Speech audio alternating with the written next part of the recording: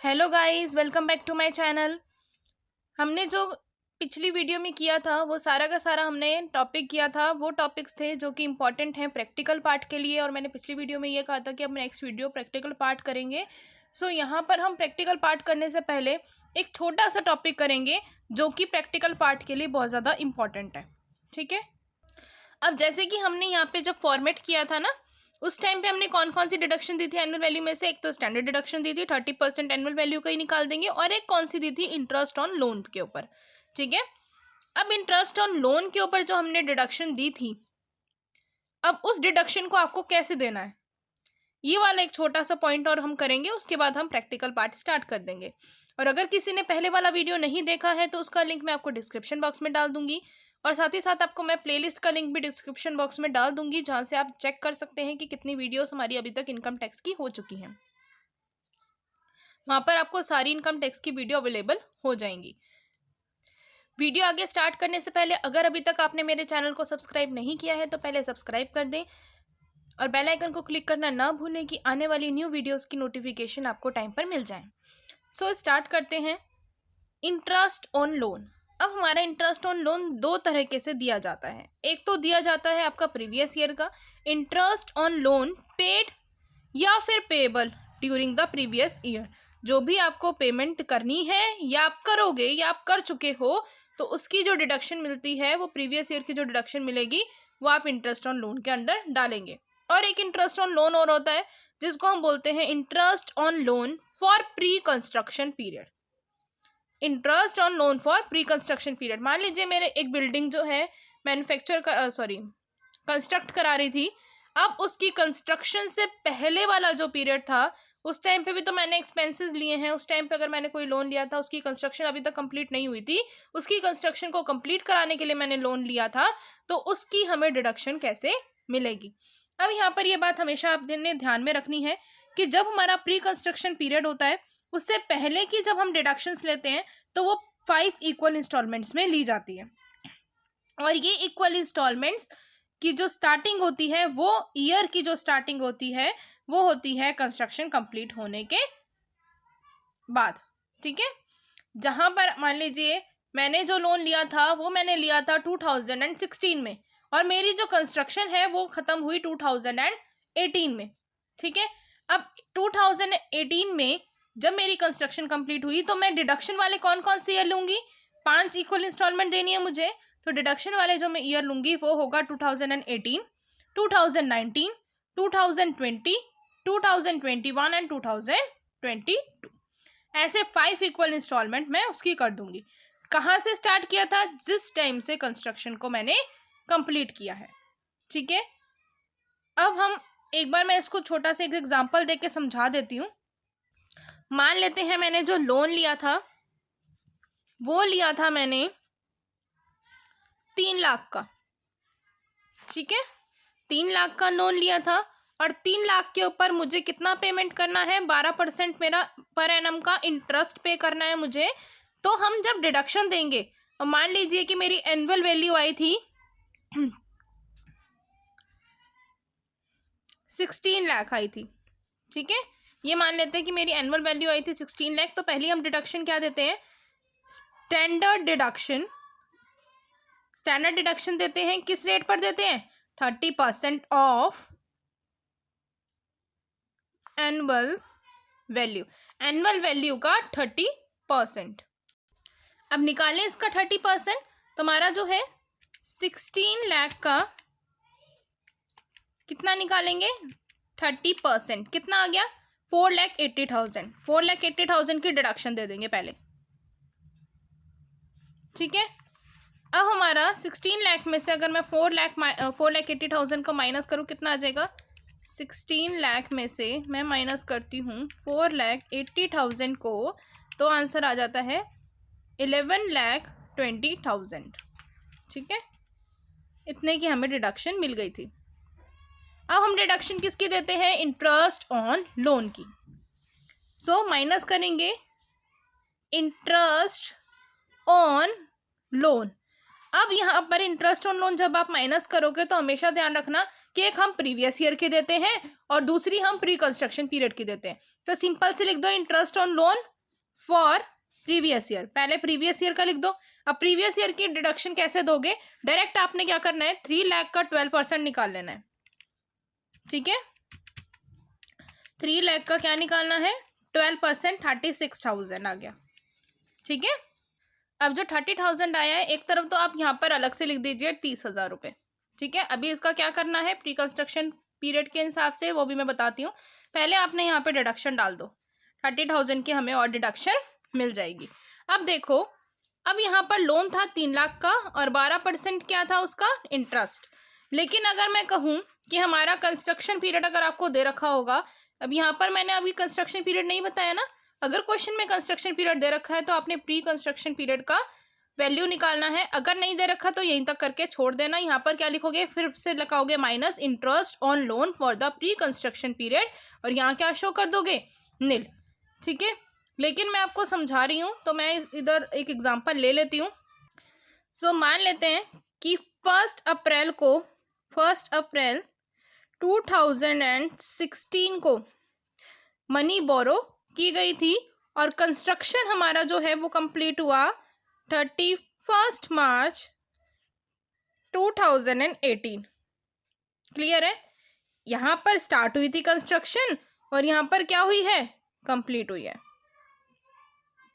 ठीक है, अब आपने क्या देखना है कि इस ईयर में कंप्लीट हुई है, इससे पहले वाले ईयर में चेक करोगे। इससे पहले ये वाला ईयर कौन सा हो गया 16 वाला, 16 17 और इससे पहले वाला कौन सा हो जाएगा,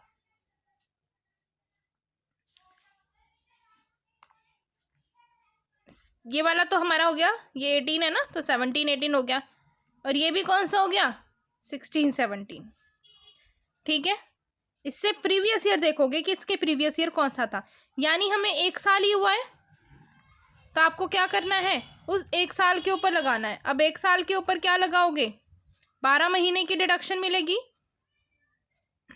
अब 30,000 को आपने, अब पूरे 1 साल का ही मिला है तो ये तो पूरा ही हो गया। अब मान लीजिए यहाँ पे 2015 होता, कितना हो जाता 2015 और ये वाला कौन सा ईयर चल रहा होता फिर 15 16। ठीक है, इसको थोड़ा सा चेंज कर लेते हैं कि जिससे थोड़ा और क्लियर हो जाए। मान लीजिए ये वाला जो अप्रैल का ईयर था वो 2015 था, तो ये वाला कौन सा ईयर हो गया 15 16 वाला ईयर हो गया। यानी अप्रैल से लेकर हमें कहाँ जाना है 31 मार्च तक, तो 31 मार्च तक हम जब जाएंगे तो 16 वाला ईयर स्टार्ट हो जाएगा ना, तो 15 16 वाला हो गया। और ये 31 मार्च 2018 वाला जो कंप्लीट हुआ है जिसमें कंस्ट्रक्शन, वो वाला कौन सा ईयर होगा 18 है। इसका मतलब यहाँ पर 18 आ जाएगा। और इससे पहले 1 अप्रैल कब स्टार्ट हुई होगी इसकी 2017 में। समझ आया। अब इससे पहले वाला ईयर लेना है, 17 18 से पहले वाला कौन सा आ जाएगा 16 17। अब हमारे पास कौन सा ईयर है 15 16 का एक ईयर है, ठीक है, और एक 16 17 का ईयर है। इसके पूरे 12 महीने, इसके पूरे 12 महीने कितने महीने हो गए टोटल 24 महीने। ठीक है, अगर ये बीच में अक्टूबर वगैरह होता तो आप गिन सकते थे कि कितने महीने हो जाएंगे, जितने महीने होंगे वहाँ पे लिख दो। फिर उसके बाद हमारे पास कितना आया था इंटरेस्ट ऑन लोन 30,000 का 24 महीने का डिवाइड करोगे 12 से। जितने भी महीने आपके टोटल निकल कर आएंगे उसको आपने किससे डिवाइड कर देना है 12 से डिवाइड कर देना है। फिर जो भी आपका निकल कर आएगा उसकी 5 इंस्टॉलमेंट दे देनी है। कितनी इंस्टॉलमेंट दोगे 5। अभी बताया था डिडक्शन कितनी इंस्टॉलमेंट में अवेलेबल होता है 5 इंस्टॉलमेंट्स में। तो अभी इसको करके देखते हैं। हमारे पास कितना है 30,000 का 24 से मल्टीप्लाई करेंगे और 12 से उसको डिवाइड करेंगे तो कितनी डिडक्शन निकल कर आएगी 60,000। और 60,000 को अगर हम डिवाइड करते हैं 5 से, क्योंकि 5 इक्वल इंस्टॉलमेंट हमें पे करनी है, तो 12,000 की आ जाएगी। पहले यहाँ पे लिख देंगे 60,000, 60,000 को 5 से डिवाइड किया, 12,000 की इंस्टॉलमेंट निकल कर आ गई। अब हमें डिडक्शन कैसे देनी है। अब यहाँ पर पॉइंट देखने वाला है, हमारा ईयर कब कंप्लीट हुआ है 2018, यानी 17 18 वाला ईयर है। तो यहाँ पे आप क्या लिखोगे, पहले लिखोगे 17-18 वाले ईयर में हमें डिडक्शन मिल जाएगी, कितने की मिलेगी, 12,000 की। फिर 18-19 वाले में मिल जाएगी, फिर 19-20 वाले में मिल जाएगी, 20-21 वाले में मिल जाएगी, और 21-22 वाले में मिल जाएगी। कितने मिल गई, 5 साल की डिडक्शन हमें मिल गई। अगर तो एक बात हमेशा ध्यान रखना, इसमें भी 12 की मिलेगी क्योंकि 5 इक्वल इंस्टॉलमेंट्स हैं, तो 5 साल 12,000 की डिडक्शन मिल जाएगी। अब हमारा जो असेसमेंट ईयर अभी चल रहा है वो कौन सा है, 21-22। हमारा असेसमेंट ईयर कौन सा चल रहा है अभी, ये वाला। इसका प्रीवियस ईयर कौन सा हो जाएगा, 20-21 वाला, यही होगा ना। अगर आपका ईयर लाई करता है 20-21 वाली डिडक्शन में, तब आपको यहाँ पे डिडक्शन अवेलेबल होगी, अदरवाइज अवेलेबल नहीं होगी। अब इन केस, अब इसका क्या मतलब है, अब मान लो यहाँ पर हमारी डिडक्शन आई होती 12-13 ईयर वाला, ईयर जो होता वो 12-13 होता, 17-18 की जगह 12-13 वाले ईयर में कंप्लीट हुई होती, और अप्रैल किसी और अप्रैल की होती, मान लो 2010 की होती, ठीक है, और 12-13 वाले ईयर में कंप्लीट होती। क्या माना मैंने, 1 अप्रैल 2010 में स्टार्ट हुई थी और कंप्लीट हुई है 31 मार्च 2012 वाले ईयर में, 2012 वाले ईयर में 12-13 वाला ईयर हो जाएगा, सॉरी 2013 वाले ईयर में, तभी हमारा कौन सा ईयर हो जाएगा, 12-13 वाला, ठीक है। तो 12-13 वाला ईयर हो गया, और हमारा अभी असेसमेंट और प्रीवियस ईयर तो यही चल रहा है ना, ठीक है। तो 12-13, फिर नेक्स्ट कौन सा हो जाएगा, 13-14, फिर 14-15, फिर है 15-16, और फिर है 16-17। कितने ईयर हो गए, 5 साल हो गए। इसमें भी 12,000 की मिल जाती, इसमें भी 12 की मिल जाती, सब में 12,000 की मिल जाती, यही हो जाता ना। अब देखो यहाँ पर क्या हमारा ये वाला ईयर लाई कर रहा है प्रीवियस ईयर, किसी में भी नहीं कर रहा, तो यहाँ पर आपको डिडक्शन अवेलेबल नहीं होगी, डिडक्शन नॉट अवेलेबल, क्योंकि आपका ईयर ही लाई नहीं कर रहा। लेकिन अगर ईयर लाई कर रहा है इन 5 सालों के अंदर अंदर, तो आपको डिडक्शन अवेलेबल होगी, डिडक्शन अवेलेबल। क्लियर है। अब इसकी डिडक्शन यहां पर दे देते हैं, माइनस करेंगे interest on loan for pre construction period.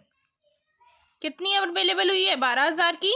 अब आपने इन दोनों को माइनस कर देना है। हमारा कितना आंसर आया था, 11,20,000 का माइनस करोगे, एक तो 30,000 पूरा प्रीवियस ईयर का, और 12,000 ये वाला, कितना आ गया, 10,78,000, 10,78,000 आ गया। तो ये आपकी क्या हो गई, इनकम हो गई फ्रॉम हाउस प्रॉपर्टी, ठीक है। इतनी बात क्लियर हो गई। अब जो हम आगे के क्वेश्चंस करेंगे तो फॉर्मेट तो यही चलेगा, बस करने का जो थोड़ा बहुत मेथड है वो डिफरेंट है। क्लियर है। अब वैसे तो ये टॉपिक छोटा सा ही था, लेकिन इसको डिटेल में समझाना भी ज़रूरी था, क्योंकि यहीं पर ही सारी प्रॉब्लम क्रिएट हो जाती है, क्योंकि कंस्ट्रक्शन पीरियड निकालने में कई लोगों को बहुत प्रॉब्लम क्रिएट होती है, तो मुझे थोड़ा डिटेल में बताना था। तो आज हम एक आध क्वेश्चन ही कर लेते हैं, ज़्यादा नहीं करेंगे, क्योंकि फिर इस वीडियो में अगर मैं ज़्यादा बता दूंगी तो आप लोगों को समझ में नहीं आएगा, क्योंकि पहले आपने ये पढ़ना पड़ेगा इंटरेस्ट ऑन प्री कंस्ट्रक्शन वाला, क्योंकि अगर वो आपको समझ में आ गया तो अदरवाइज ठीक है, अगर वो समझ में नहीं आया तो आगे के क्वेश्चंस में आप प्रॉब्लम क्रिएट करेंगे, ठीक है, कहीं ना कहीं गड़बड़ कर दोगे।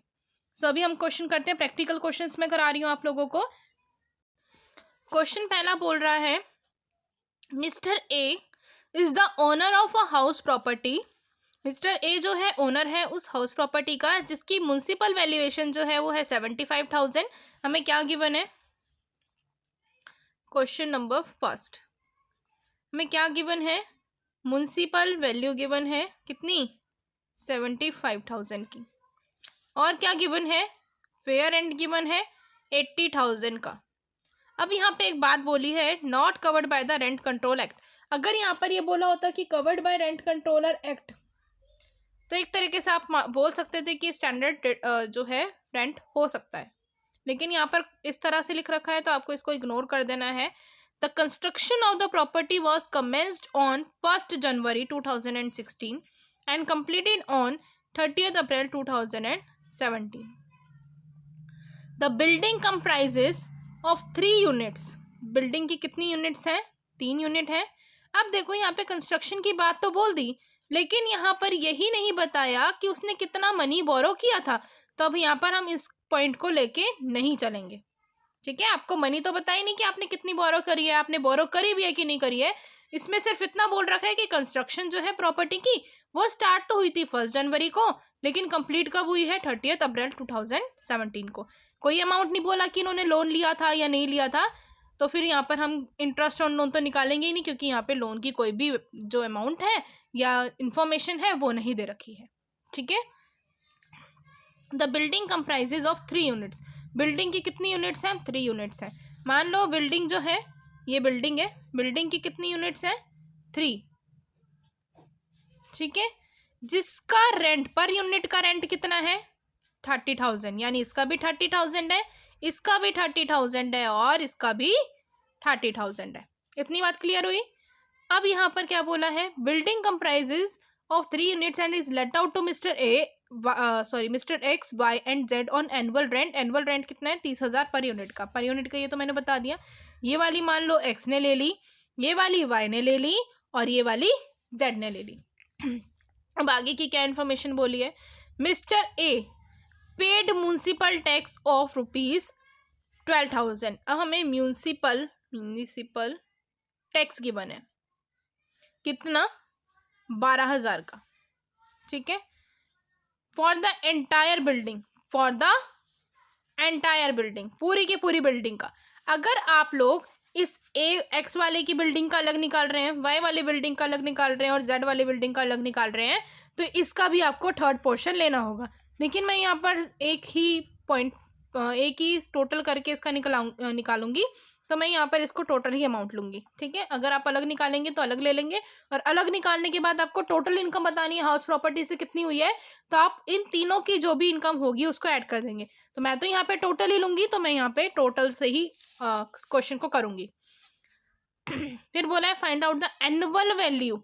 अब यहाँ पर भी बच्चे कंफ्यूज हो जाते हैं कि यहाँ पर आपको क्या बोला है? सिर्फ एनुअल वैल्यू फाइंड आउट करने को बोला है। सो एनुअल वैल्यू यानी एनुअल वैल्यू तक आपने निकालना है। Standard deduction interest on loan को नहीं लेना, क्योंकि वहां तक अगर आप लेते हैं तो वो वाली क्या हो जाती है? Income from house property. जो हमने फॉर्मेट किया था तो वो क्या किया था? Annual value. एनुअल वैल्यू के बाद जो हम 2 डिडक्शंस देते हैं वो क्या हो जाती है? उसके बाद जो निकल कर आता है वो इनकम फ्रॉम एचपी निकल कर आता है, यानी इनकम फ्रॉम हाउस प्रॉपर्टी निकल कर आता है। तो हमें निकालना कहाँ तक है? सिर्फ एनुअल वैल्यू तक। तो ये वाली 2 डिडक्शंस हम नहीं देंगे, ठीक है। उसके बाद बोला है of annual value of the house of mister X and Y who has taken their units for residential purpose and mister Z for the business purpose. अब यहाँ पर आपको इससे कोई लेना देना नहीं है। क्यों नहीं है? क्योंकि ये तो सिर्फ रेंट पर रह रहे हैं। मिस्टर ए अगर उसको रेजिडेंशियल पर्पस के लिए यूज करता, 2 प्रॉपर्टी को रेजिडेंशियल पर्पस के लिए अगर मिस्टर ए यूज करता और एक बिजनेस पर्पस के लिए यूज करता, तब उस केस में हम क्या करते? ए की जो है रेजिडेंशियल पर्पस की अलग निकालते और बिजनेस पर्पस की रहने देते। क्यों? क्योंकि ये बिजनेस और प्रोफेशन के हेड में आएगी, ठीक है। ये अदर हेड्स में आएगी क्योंकि बिजनेस की पर्पस की इनकम्स है। क्लियर है? अगर ये मिस्टर ए करता तब, लेकिन यहाँ पर मिस्टर एक्स और वाई वो तो रह रहे हैं, उनका तो उसको किराया मिल रहा है। ए वाले को तो किराया मिल रहा है ना, उसने तो अपनी बिल्डिंग लेट आउट कर रखी है। तो ये लेट आउट का सिंपल केस है, ठीक है। तो इसमें हमें किसी भी तरह का ज़्यादा दिमाग लगाने की जरूरत नहीं है, सिंपल सा केस है। अब हमें करना क्या है? अब हम सबसे पहले क्या निकालते हैं? हम एक्सपेक्टेड रेंट निकालेंगे। क्यों निकालेंगे एक्सपेक्टेड रेंट? क्योंकि हमारा जीएबी किसके इक्वल होता है? एक्सपेक्टेड रेंट और एक्चुअल रेंट के इक्वल, यही होता है ना। एक्सपेक्टेड रेंट निकालने के लिए हम क्या लेते हैं? म्युनिसिपल वैल्यू और जो हमारा फेयर रेंट होता है विच एवर इज ग्रेटर, जो भी ग्रेटर है। अब यहाँ पे हमें स्टैंडर्ड रेंट नहीं गिवन, अगर स्टैंडर्ड रेंट गिवन होता तो उसमें से फिर हम जो ये एक्सपेक्टेड रेंट निकालते और जो स्टैंडर्ड रेंट होता उसमें से स्टैंडर्ड रेंट और जो एक्सपेक्टेड निकल कर आता उसमें से हम क्या लेते? लेसर अमाउंट लेते। सो म्युनिसिपल वैल्यू क्या है? 75,000 की म्युनिसिपल वैल्यू लेनी है। म्युनिसिपल टैक्स हम बाद में डिडक्ट करते हैं फॉर्मेट में, वो हमने पढ़ा था। यहाँ पर आप म्युनिसिपल वैल्यू लोगे, ना कि म्युनिसिपल टैक्स, ठीक है।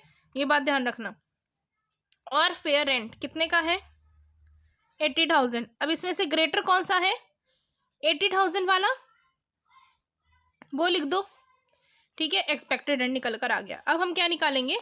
GAV। GAV कैसे निकालते हो? एक्सपेक्टेड रेंट और एक्चुअल रेंट। अब एक्चुअल रेंट कहाँ से आएगा?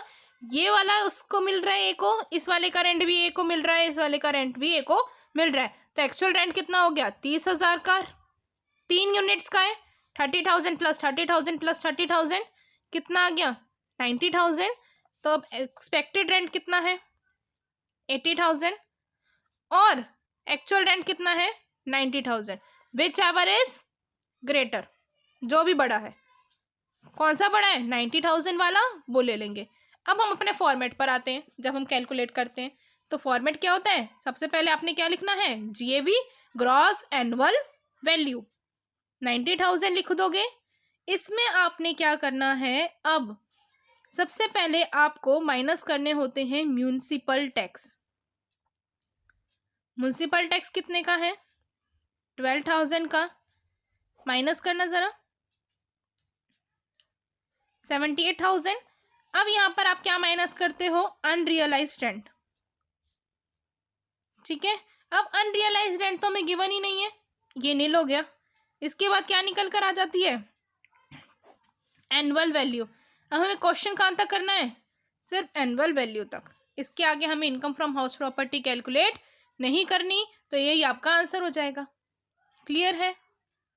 अब करते हैं question number 2।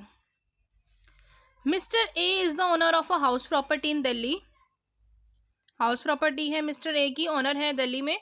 And the construction of the property was completed on 30th November 2017। The property consisted of 4 unit. अब प्रॉपर्टी की कितनी यूनिट्स हैं? 4 यूनिट्स हैं। Actual rent received from each unit, 4 unit है प्रॉपर्टी की, प्रॉपर्टी है इसकी 1 2 3 4 यूनिट है, और उससे एक्चुअल रेंट आपको कितना रिसीव हो रहा है? 48,000। 48,000 इससे भी रिसीव हो रहा है, 48,000 इससे भी हो रहा है, 48,000 इससे भी हो रहा है, और 48,000 इससे भी हो रहा है। क्या बोला है? ईच यूनिट का। ठीक है, तो स्टैंडर्ड रेंट आपको गिवन है प्रॉपर्टी की, वो है 2,20,000। क्या गिवन है आपको? स्टैंडर्ड रेंट 2,20,000 का। क्लियर है इतनी बात? अब क्वेश्चन में फिर क्या बोला है? म्युनिसिपल वैल्यूएशन आपको गिवन है 1,65,000 की। म्युनिसिपल वैल्यूएशन गिवन है 1,65,000 का। और उसके बाद क्या बोला है? Rent of a similar property in same locality is 2 lakh. ये रेंट कौन सा रेंट हो गया? फेयर रेंट हो गया। ठीक है, ये रेंट कौन सा हो गया? Fair rent. कितने का है? 2 लाख का। उसके बाद क्या बोला है? म्युनिसिपल टैक्सेस पे किए गए हैं होल हाउस, पूरे के पूरे हाउस के, कितने के? 35,000 म्युनिसिपल टैक्स पे किया गया है। कितना? 35,000 था। ठीक है, अब क्या बोला है? 3 यूनिट जो है लेट आउट की गई है रेजिडेंशियल पर्पस के लिए और 1 प्रोफेशनल पर्पस के लिए। लेट आउट तो कर दी ना, अब इसका तो कोई रोल ही नहीं रहा। लेकिन अगर मिस्टर ए इसमें से लेट आउट नहीं करता, रेजिडेंशियल पर्पस के लिए लेता और प्रोफेशनल पर्पस के लिए लेता, तो प्रोफेशनल पर्पस को हम हटा देते, रेजिडेंशियल का अलग से निकाल लेते। अब रेजिडेंशियल का अलग से कैसे निकालते हैं, वो जो हम रेजिडेंस बिल्डिंग का जो केस करेंगे तब मैं आपको बताऊंगी। ठीक है, अब क्वेश्चन करते हैं। अब हमारा सबसे पहले हम निकालेंगे एक्सपेक्टेड रेंट। कितने का आएगा एक्सपेक्टेड रेंट? म्युनिसिपल वैल्यू और आपका जो फेयर रेंट है वो। ठीक है, म्युनिसिपल वैल्यू कितने की है? 1,65,000 और फेयर रेंट है 2 लाख का। इसमें से कौन सा लेना है? ग्रेटर वाला। ठीक है, क्या आ गया? 2 लाख। लेकिन अब हमें एक बात और दिक्कत आ गई भाई, स्टैंडर्ड रेंट गिवन है।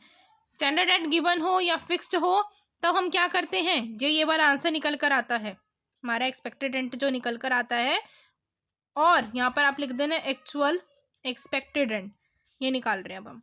जो हमारा एक्सपेक्टेड रेंट निकल कर आया है और जो हमारा स्टैंडर्ड रेंट है उसको कंपेयर करेंगे। इसमें कंपेयर जब हम स्टैंडर्ड रेंट के साथ करते हैं ना, तो ये बात ध्यान रखना है कि आपने लेसर लेना है। जो अमाउंट लेसर होगा, बाकी सब में ग्रेटर है, सिर्फ इस केस में आपका लेसर होता है। ठीक है, कितना है? 2 लाख, और स्टैंडर्ड रेंट कितना है? 2,20,000 का। तो कितना आ गया 2 लाख। लेसर अमाउंट लेना है हमें तो हमने वो लेसर अमाउंट ले लिया। अब हमारा GAB निकालो। GAB कैसे निकालेंगे, हमारा जो एक्सपेक्टेड रेंट आया है और हमारा एक्चुअल रेंट। अब हमारा एक्चुअल रेंट क्या है 48,000 प्लस 48 प्लस 48 प्लस 48, ये क्या हो गया एक्चुअल रेंट। तो हम डायरेक्टली कर लें 48,000 इंटू 4, ठीक है, तो हमारा आ जाएगा 1,92,000 का, ठीक है। अब इसमें से भी हम कौन सा लेते हैं ग्रेटर, तो ये आ गया हमारा 1,92,000 का और एक्सपेक्टेड कितना है 2 लाख का। Which ever is greater, greater वाला अमाउंट ले लो।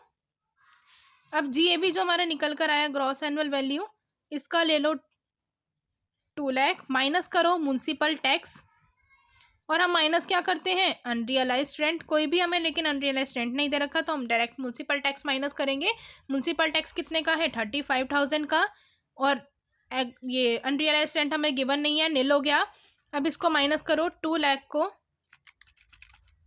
माइनस, सॉरी प्लस हो गए, तो माइनस करो 35,000 2 लाख में से कितना आ गया 1,65,000, 1,65,000, और यही हमारा आंसर हो जाएगा, क्योंकि इसमें भी हमें एनुअल वैल्यू ही निकालनी थी, हमें ये नहीं बोला था कि आपको इनकम फ्रॉम हाउस प्रॉपर्टी निकालनी है। क्लियर है। और अगर हमें यहाँ पे इनकम फ्रॉम हाउस प्रॉपर्टी निकालने के लिए बोला होता और हमें इंटरेस्ट ऑन लोन की कोई जो इंफॉर्मेशन है वो गिवन होती, तो हम यहाँ पर उनकी भी डिडक्शन कर देते और एनुअल वैल्यू का 30% भी डिडक्ट कर देते। लेकिन कहाँ तक बोला है, हमें एनुअल वैल्यू तक निकालने को ही बोला है।